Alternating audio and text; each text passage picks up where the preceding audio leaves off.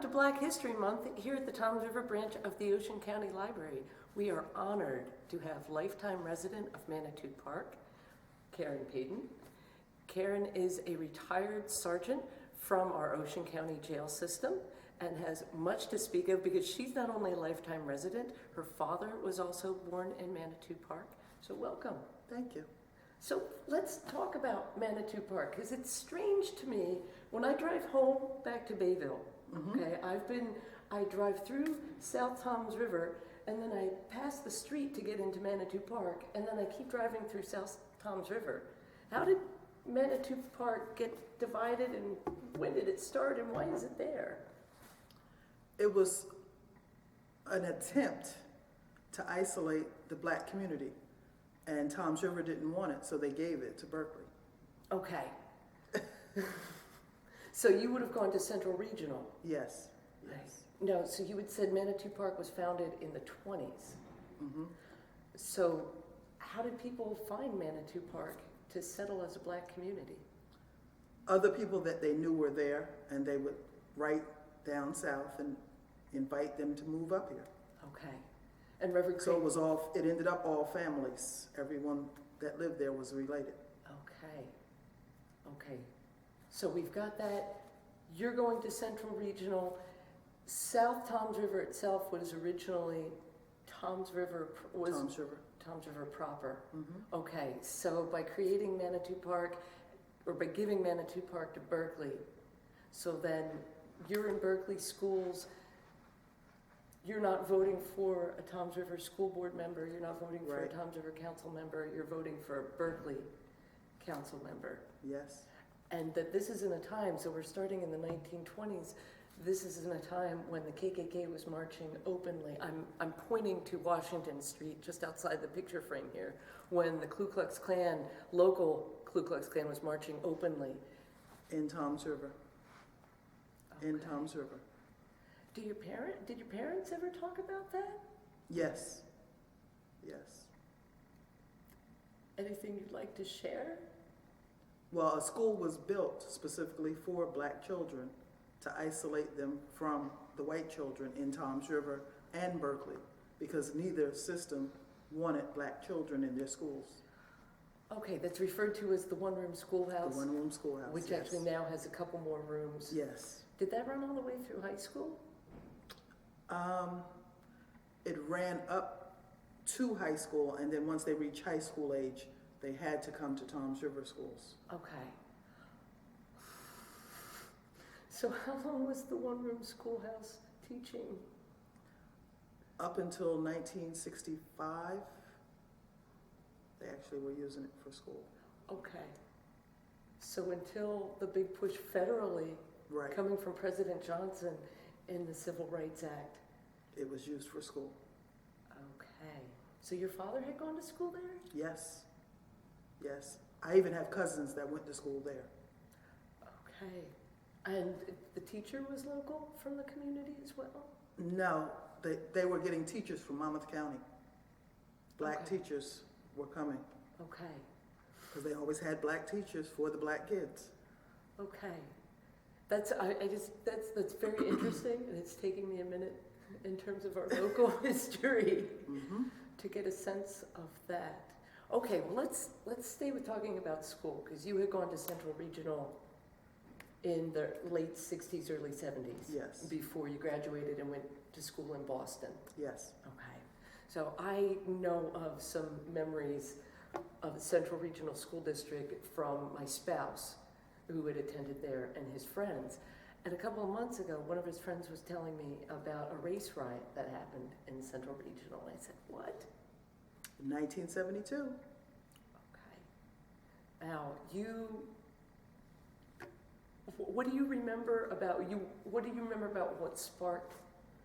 I don't know what sparked it. It had to do with the males.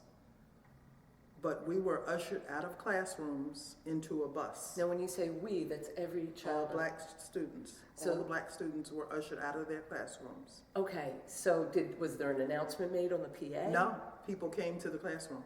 Okay, and got you out of the classroom. So they knocked on your honors history or honors English? Do you remember? I was in both, so I don't know which one. Okay. They pulled you out of the honors history class, and then what did they do? And told you to grab all your stuff. And they ushered you out to the parking lot to a school bus that's sitting there. And how long did you sit on the school? Wait, did they take you home at least? No, we sat in the school bus for hours. I can remember sitting there for hours. Do you remember if anybody had to go to the bathroom? If they were allowed to go to the We bathroom? weren't allowed to get off the bus. I hope you had eaten lunch. I don't even remember. I think it was after lunch period, Okay. I think.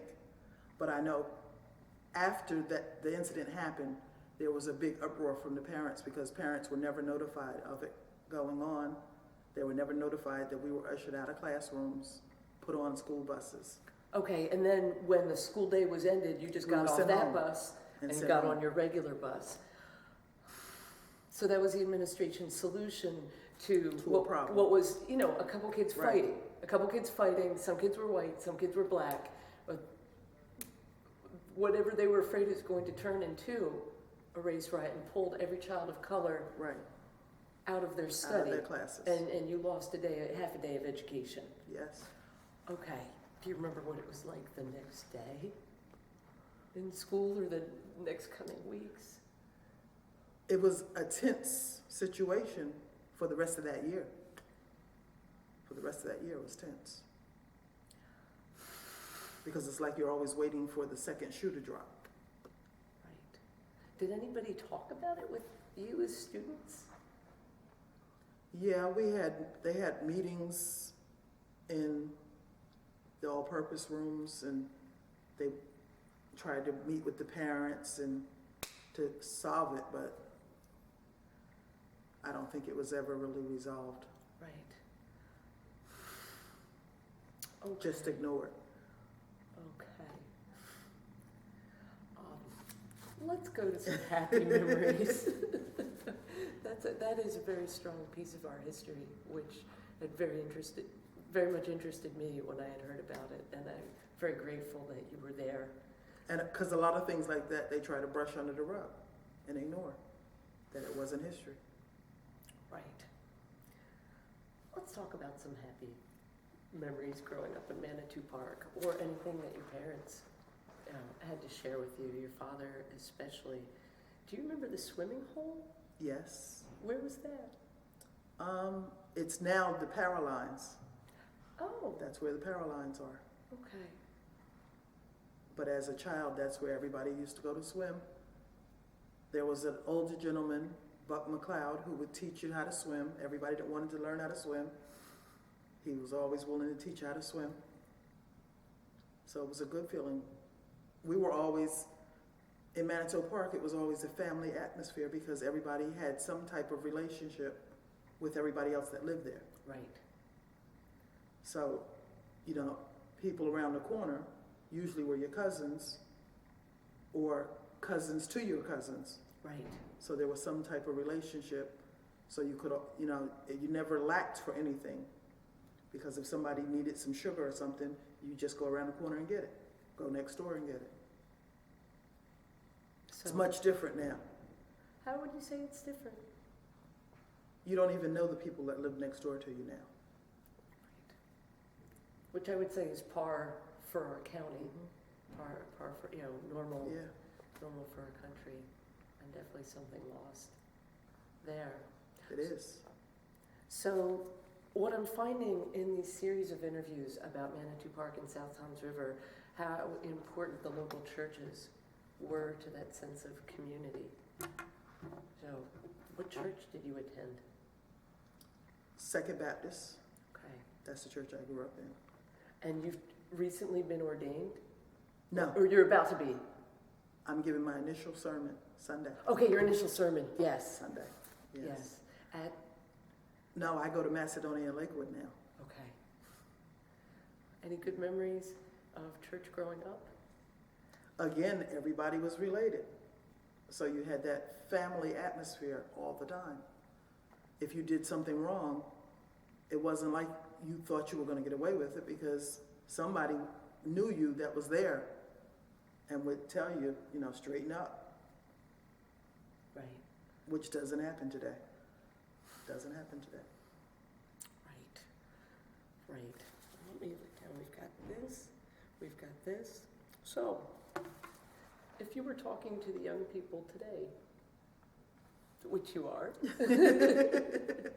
what would you want them to know about our local history in South Toms River and Manitou Park? To remember that the Black community played a very important part in the history of the Toms River area. And even though they tried to forget that we existed, that our kids need to be taught their history so that it never dies, that it passes from generation to generation. And generationally, you are the long-term residents, Yes, yes. We're considered the old residents now. dating back to the 20s. Hmm. Fabulous. Well, Karen, thank you so much for coming in here. You're welcome. You're welcome. We're back. We're back because I missed some critical information out of this interview. So, your father, we had spoken about the fact that your father was a lifetime resident of Manitou Park, but we're forgetting what I would consider to be the most important part of your father's time in Manitou Park, given Black History Month, given Ocean County history, period. Tell us about your father. My father, Edward Talbert, was the first Black elected mayor in Ocean County, and it was for Berkeley Township. When? 1972, 71 or 72. So this is about the same time that all the Central was tension. having the race riots, right? Right. So what do you remember about your father's time in office? It was a very good time in my life, and it encouraged me to study public administration and political science, because he taught me that you can't change anything if you're not at the table, that you have to be at the table in order to change anything. And in order to get to the table, you have to know something about the politics. Did you used to go to meetings?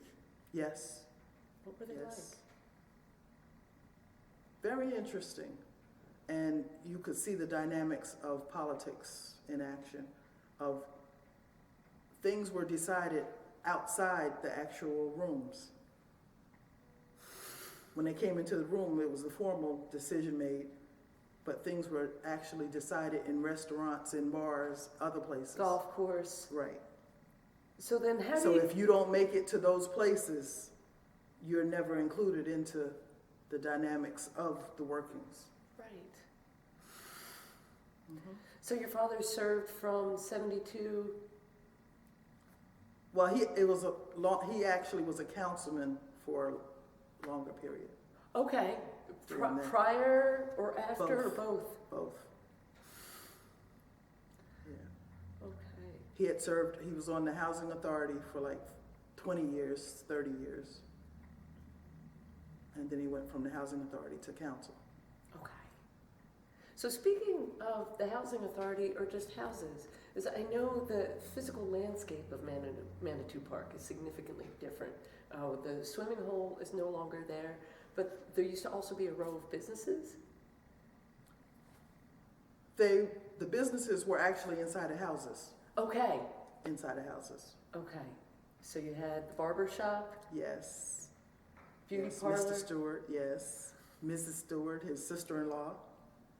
with beauty parlor. Then there was... They lived right next door to each other. So the barber shop was one house and the beauty parlor was another house. And then what was the pool hall bar? The Casaloma. Casaloma, because there's a When light you first right go there. in, Okay. that was right at the corner by the baseball field. So would anything get decided politically wise in the Casaloma over pool? No. How do you remember your father reaching out to his constituents?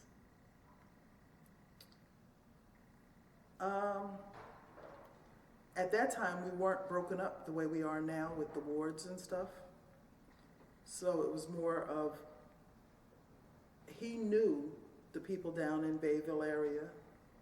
Pine Wall really wasn't settled Okay. then. There was only a few houses out there. Yes. And so a lot of people in Bayville, they all knew him. They all knew my father. I'm really glad you said something about that. Need to honor your That you didn't fathers. have the wards and...